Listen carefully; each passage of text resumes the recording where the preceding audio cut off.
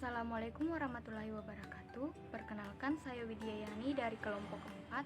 Pada video ini saya akan menjelaskan mengenai materi, definisi, dan sejarah monetarisme. Baik, langsung saja kita ke pembahasan. Nah, kebijakan moneter mempunyai posisi yang cukup tinggi dalam strata ilmu ekonomi, di mana pembahasan dan perdebatannya mengenai kebijakan moneter baik dari segi teori ataupun pelaksanaan terus berkembang dan berevolusi.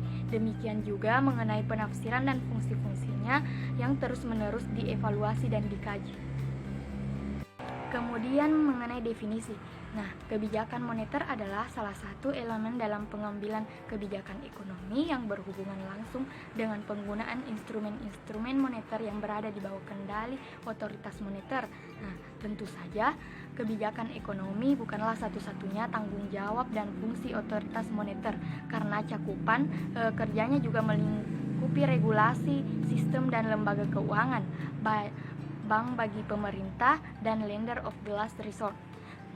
Dengan lain perkataan, kebijakan moneter sangat ditentukan oleh keberadaan uang di pasar atau penekanan kepada monetary aggregates.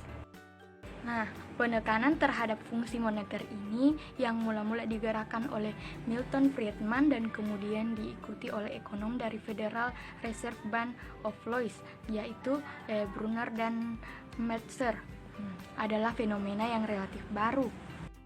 Nah, gerakan monetarisme pada mulanya merupakan reaksi kelompok ini terhadap kegagalan kebijakan penstabilan ekonomi makro yang disodorkan oleh Keynesian pada tahun 1960-an terhadap krisis yang dialami Amerika dan Eropa Barat.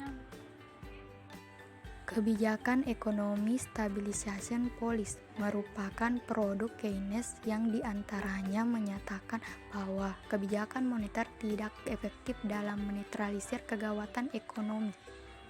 Hal ini disanggah keras oleh monetaris yang diantara lain didukung oleh kajian Friedman, Meiselman, et al.